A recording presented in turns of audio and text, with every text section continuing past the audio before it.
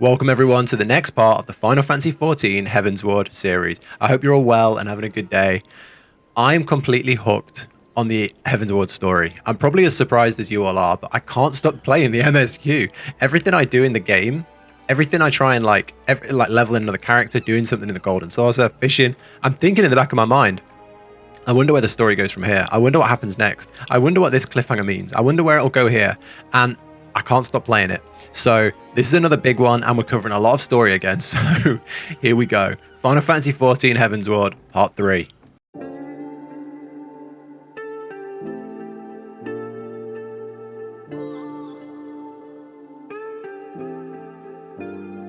Hey everyone. So everyone's been telling me Heavensward is like an amazing story, and it's so much better than ARR. That's what everyone kept saying. Stick with it for Heavensward, it's so good.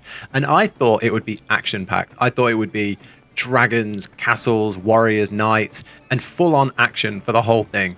But I'm so surprised at how good the story writing is, and how good the characters are written, and how emotional some of the scenes are. It's completely captivated me, and I've been streaming this like 4 nights a week, and we've been pushing through the story hard. So there's quite a lot to cover today. It may be another long one. I guess we'll see. I think it's best just to get straight into it. So thank you all for watching. Thank you for being here. And thank you all for the support either on here or on Twitch, or if you've dropped me a message or left a comment or liked the video. All of that helps me out so much. So thank you so much. Other than that, let's get straight in to part 3. So this one kicks off pretty damn big. You get the mana cutters from Sid, he builds them, and it's time to head to the Aery with Estinian. Estinian is on a mission to take down the big dragon. He looks pretty badass, he's got the eye in his hand, and he's just ready to pop off. And yeah, this is a really cool, dark, dragon-themed dungeon. So I thought like Stone Vigil, Dusk Vigil were really good like dragon dungeons, but this is on another level. You've got, I mean, yeah, this cutscene was so good. The area itself was pretty good. I mean, the aesthetic was 10 out of 10. Dragons everywhere. If you like dragons and you like this theme, this was a perfect dungeon. There was no like super hard, challenging mechanics, but just dragons everywhere, and like this crumbling sky shard feeling was just really good. I was a huge fan of the aesthetic. It was such a good, like, it was such a good vibe playing through this, because it just felt so cool, and it just felt like you're at the end of the game, and like you're still early in the Heavensward expansion, but it all just feels so epic. And then the big fight here is of course against Nidhogg, the big dragon that you've been pursuing for so long. You've got the whole eye mystery going on, and I didn't think we'd actually fight him until the very end of Heavensward. I thought we'd get to the end and you'd like toy around with the fight, and he'd just fly off at like half health. That was my expectation. I really didn't think we'd get to fight him properly, but yeah, here it is. Like halfway through or early in the expansion, you do get to fight Nidhogg, and it's a really good fight, and the ending is amazing. A little bit embarrassing to say here, as a Dragoon player, there's a lot of really cool jumps, like you leap in the air and smash down with your lance, and it's really cool. But like, I never made the connection of why the jumping is such a big part of the Dragoon. I've even played other Final Fantasy games, and I just never made the connection, and this is what it's all about. The whole reason for jumping is because they were designed to leap into the air on the back of dragons and take these dragons down, and then afterwards they could leap off and land safely. And for some reason, because you don't see that throughout the whole game, it just felt like you're a jumpy class, and it's just like a heroic leap from World of Warcraft, or like a big jump into the fight. It never made the connection of it's because you're jumping on and off of dragons. But this scene with Estinian was phenomenal. This was just so good. He leaps off in this 10 out of 10. I was gobsmacked watching this. It completely threw me off, and I wasn't expecting it to be this cool. Estinian really shows off like his power here, and yeah, here he comes in crimson armor now with the eye. What a guy, eh? What a guy. I think if I wasn't a Dragoon already, I would make one right here, right now, because it was so cool. And then you align to another crystal and you get another Echo flashback, and you learn about the founding of Ishgard, like the founding families of Ishgard and how it all began. And yeah, you kind of learn the dark secrets of Ishgard that people have been keeping hidden, and This enables you to progress to the next part of the story, which is so good. I think from here, this was like a big climax. And in ARR, you would have a big climax, and then you would have a lull for so long. But in Heavensward, because the story is so good, the lull is just great storytelling. So you still want to keep playing to the next peak. And yeah, I did. And you get the mana cutter mount, which is really, really, really cool looking. It feels really unique. I like how it's like a one-person ship. Really, really cool little mount. I think this is like one of the coolest mounts I've got so far. Big fan. And then there's like a really good change of pace. So you kind of give the eye back to the dragon. Shiva calms down the heretics, and you kind of push the dragon war down. So like you kind of calm down the Dravanian invasion in Ishgard, and everything calms down. And it kind of moves that part of the MSQ away. And then Archbishop Thordan VII, his evil Ascian friends, and the Heavensward, who seem like not nice guys, are coming in to be the next big protagonist. So I'm really looking forward to this next part. Really seems like it's moving the story along to something. I mean, the Dragon War is obviously super exciting, but the Ascians are getting back involved, which is really cool. I'm all for that. So yeah, the story is just, whoever wrote the Heavensward story, it's just leaps and bounds above ARR. It's so, so good. And coming from World of Warcraft, I was no stranger to daily quests. So in WoW, the dailies kind of evolved in a really bad way. They turned into a continuous progression that never ended and never had any purpose. So you would do the same daily quest and it would give you, say, a certain resource. As you leveled up, you might get more of that resource. You could do the same daily quest every day for months to years and never get an end to it. And it was all about keeping you playing. So coming into Final Fantasy, I was shocked to see how impressive the dailies were. So these are the Amalja dailies, and what happens is you get them to a new reputation. You get 3 quests a day, you get them to a new reputation, you get a little quest that advances the story. Then you get 6 quests a day. You advance it again, you get 9 quests a day, and every breakpoint you get a new introduction to the story. And I pretty much rounded up all the quests in a couple of weeks, maybe like a week and a half.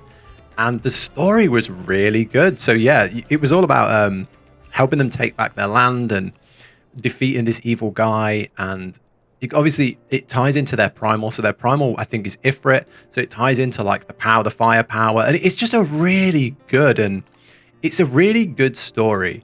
And it's mad that this is just tied to a few dailies.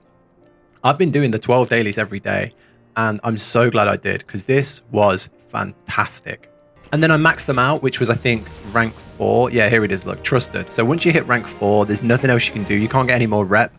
And yeah, I'm surprised how short it was, to be honest. I thought it would take a lot longer. People said it was really grindy, but I mean, coming from WoW, this was a breeze. This was just a few days, or like a week and a half or something. So it was definitely so much easier than I expected. And the reward was amazing. You get a mount and you get a minion and you get some stuff for your house. And the best thing about the mount here is, not only is it a cool looking mount, it's the mount that's tied to what you were doing. So in all the dailies, you had to ride on these drakes, or you had to feed the drakes, or you had to do something with these drakes, because it was the thing that the Amalja rode. And then you get the reward to be like them. And I think that's so cool. And it's something WoW kind of slipped away from. They just kind of, you lost the agency of like how the mounts worked. So I really like that. Every time I get on the mount now, I'm going to think about the tribe and the story. And overall, I'm just really impressed with how the dailies work and how the beast tribes work. I hope there's more going forward into like the expansions, because I'm a big fan of this system. And when I tell you I've been doing the beast tribes, I've been doing the beast tribes. So also went and maxed out the kobolds as well. So because you're going to do so many a day, I was trying to do 2 at a time. So managed to also get the kobolds to max reputation as well. In my opinion, the Amalja story is 10 times better than the kobold, but the kobold has some uniqueness to it. You get to run around with like these little creatures. I can't understand the word they're saying normally, but yeah, it was a much more fun and light-hearted story. And when you finish it, the little cutscene is so funny. And then, of course, for maxing out another beast tribe, you get another mount. And this mount is a lot cooler. I mean, the Drake is really cool in like, it's what you've been looking at the whole time. But this is just a super fun, a super crazy mount. And it matches the energy of the kobolds. I really like this. I've been using this all the time in Heavensward, just like flying around on it. I'm a huge fan. Yeah, I don't know. If anybody else has done the beast tribes, what's your favorite mount so far? Maybe there's another one I haven't even seen yet. And then I did a poll saying like I'm not sure what tank to level. I was pretty much torn between the Paladin, which I really enjoyed the gameplay of, and the Dark Knight, which I really liked the aesthetic of. So I was really torn for a long time. I read all your comments. I mean, I haven't replied to a lot of them because there were hundreds and there were like thousands of people voting. It was a big poll.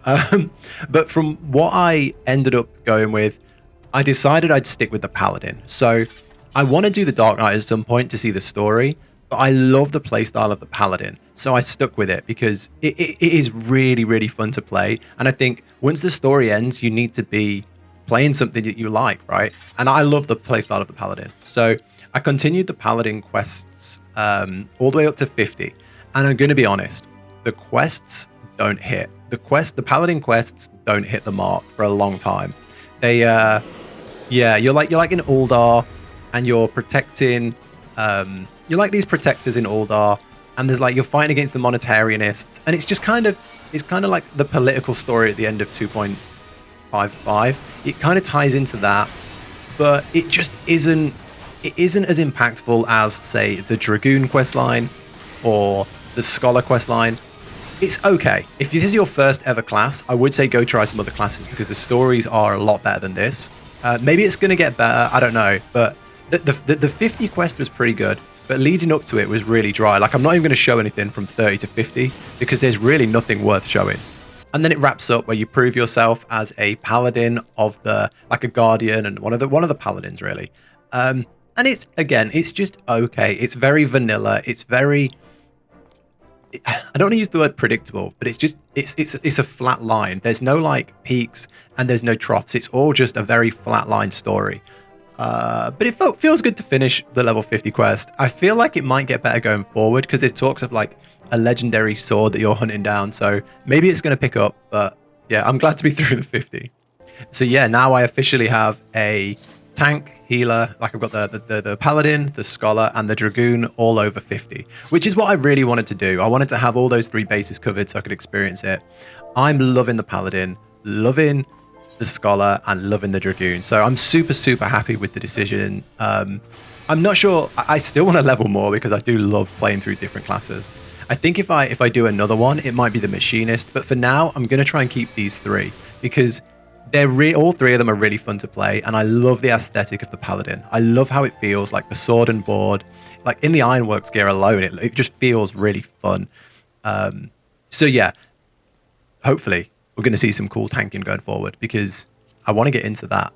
And then I've been streaming this on Twitch like 3 or 4 times a week, and we've been trying to clear all of the ARR primals on minimum item level extreme, and that has been hard. So I think I've already shown Shiva and Leviathan on here, so it was time for Garuda. This one was probably the hardest so far, so yeah, here we go.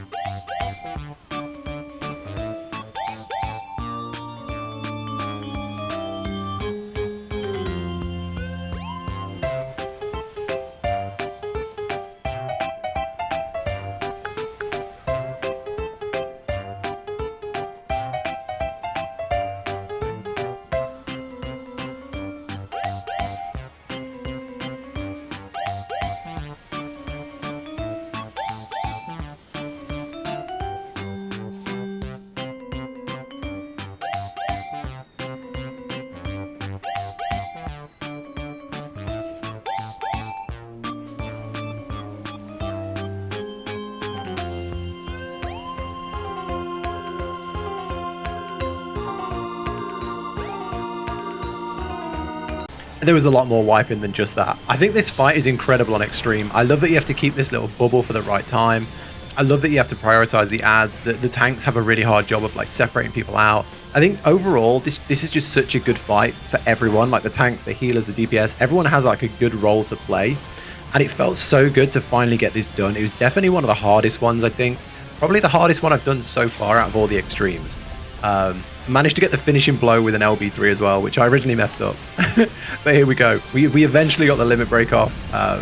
This was a good feeling. Seeing the Dragoon level 3 limit break was so cool. There it is. Yeah, we finally got it down. And then I posted a little short about this yesterday, but the Nightmare Whistle dropped, which is kind of cool. Apparently it's quite a rare mount. It's not the normal Garuda mount, so I was really happy to see this, and I rolled a 97 on it, which is some crazy beginner luck. And yeah, we're now the proud owner of the Nightmare mount. And thanks everyone for your patience. Like, we did this on stream, so everyone came was like friends. So thank you everyone for coming along and for your patience. This was kind of a long one to progress through, but we got there in the end. So yeah, thank you everyone. Super, super fun primal fight. So yeah, here it is, the Nightmare mount. Absolutely love this. It's my only like good mount that was like kind of rare-ish. I don't know how rare, but yeah, kind of rare. So I finally got a mount that I can flex with a little bit. We've got 3 mounts in this video, which I really like all of them. I'm kind of spoiled for choice now on what to do. So what to ride. So yeah, this is definitely one of my favorites just because of how cool it was and how hard people are saying it is. So yeah, and you know, it's got like Ifrit's horn, it's got Garuda's feet, and then I'm guessing it's got Titan's eyes, but I'm not sure. Maybe there's another primal hidden in there that I'm missing. But yeah, super, super cool mount. Definitely a fan of this one. Pray return to the MSQ. And this was one of the coolest dungeons, the vault, but at the same time, watching it back, all I'm left with is sadness. This was so good. The Knights, the Templars, the Heavensward, the big plan to go and rescue Sir Aymeric.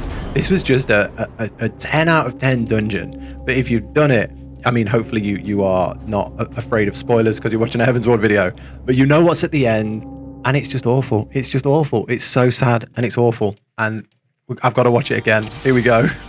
This dungeon is probably, if not my favorite, one of my favorite dungeons ever so far. It's a 10 out of 10 dungeon. It's so good. You progress through this like ancient chapel, this really cool vault. It's so cool.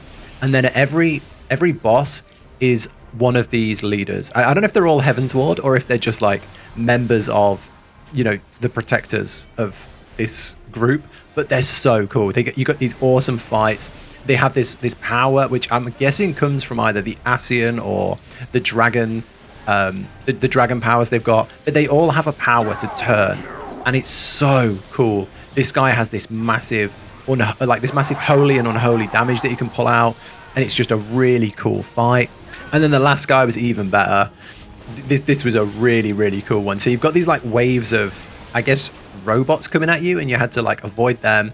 And then he's got these big AoEs, which is just so cool. He's obviously like some big unholy, he feels like an unholy priest because you can do this big like fire infernos. He does these big fireballs. It really feels like you're fighting like a warlock, like an evil wizard. Such a cool fight, such a cool dungeon. I'm gonna run this one again 100% just because it was so fun, and just ignore the ending because it's sad. But yeah, the fight alone and the dungeon and the aesthetic is just incredible. It's time to address the elephant in the room. Here we go. This was horrible. This was so horrible. I absolutely love this character so much. He's one of my favorite characters. Look out! There it is. Man, this hit hard. This hit so hard. Wow. I did this live on stream and pretty much ended the stream straight after because I was just so sad. I think it's his voice actor. I think the voice actor who plays him is so, I don't know, so like pure and sweet, and it just felt so bad. He's just the nicest guy. Oh, do not look at me so.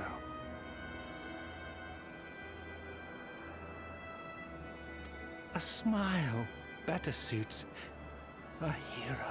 Yeah, no one told me Final Fantasy would be so sad. I thought this would be a fun, epic game, and I'm just hit by rounds and rounds of sad moments.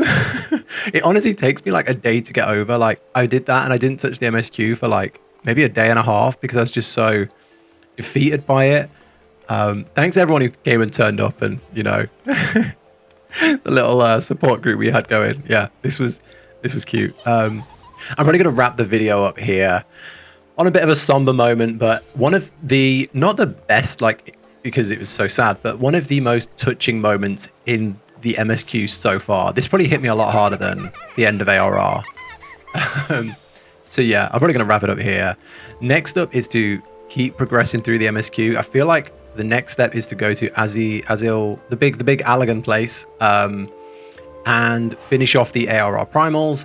And yeah, Heavensward is we're really cracking through Heavensward. I'm not sure how close to the end we are, but it feels like we've made a lot of progress in just a few weeks. So yeah, thanks everyone. I hope you're still enjoying these videos. They're more spaced apart, they're longer, but hopefully they cover everything we do. I'd love to know if you're still enjoying them, if there's any changes you'd want to see to them. If you ever do want to see things live, or you want to see them longer, I do stream 3 to 4 days a week over on Twitch. We're having great fun over there. And yeah, if you're itching for content, that's the place to be. Thanks everyone who's already followed us over there and has been coming and watching. Thank you so much. Other than that, take care everybody. Have a great day, and I will catch you in the next one.